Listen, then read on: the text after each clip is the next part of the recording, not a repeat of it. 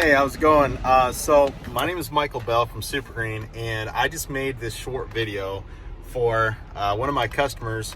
Their lawn is really struggling right now, and it's too short, and it's really getting torn up by the sun and the heat. And you may be asking yourself, what do I do if my grass is really struggling and it's not looking good? It's starting to get a little bit warmer outside. How do I fix this before we get into the summertime, before it's almost too late? Because once we get to summertime, it's really hard to keep green grass when it's already damaged. And so this is just a short little video clip that I made for my customer, who I'll be sending this link to. And I hope that that this information will be a benefit to you today, no matter what part of the country that you live in. So thanks for watching, and check this out. All right, I'm going to make a quick video for you here today, just to kind of give you an idea of what I'm looking at here on your lawn. Now, this one here is actually another lawn that I do. I'll go show you this one over here real quick. I just got done cutting this one actually, but you can just kind of see the color and the height. So after cutting it, you can see it's pretty deep.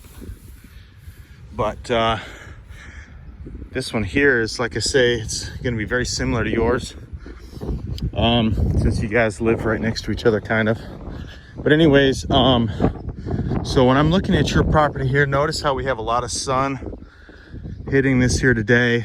Now, if I'm looking at a lawn, I'm going to ask myself, okay, what do I think this is going to require to make this look really thick and green? And I just take a couple of quick observations. Observation number one is the mowing height.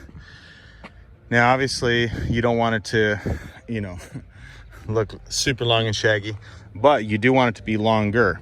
So then if I measure this one here, you can see it's about half. This one here is about half as tall as the other one. That is at a nice healthy height and thickness. So something else I see here is you can almost see like little dead spots and dots all throughout the lawn. Now that happens every year when you have clay soil with bluegrass, because basically the soil all the sun bakes the soil, and when you bake clay, it turns into pottery, right? It gets hard as cement and it chokes out this grass. And you can see the bluegrass actually has a slight orangish tint to it. So what that means is that this part here is dried out, but then you'll have a lot of fungus. So fungus is an indicator that this grass is hurting. This is a combination of being on clay plus the new heat that it's had. So if you were like, I see you have some beautiful flowers up here. What if this was all beautiful flowers and they were hurting? You would naturally think, well, we need to water it significantly, we need to let it grow, and we need to let it heal. And if you do that same approach to your lawn, where you let it grow, you water it, and you let it heal, what it's going to do is it's going to develop really deep roots down into this clay. Now, plants are aggressive. They have really strong, aggressive roots.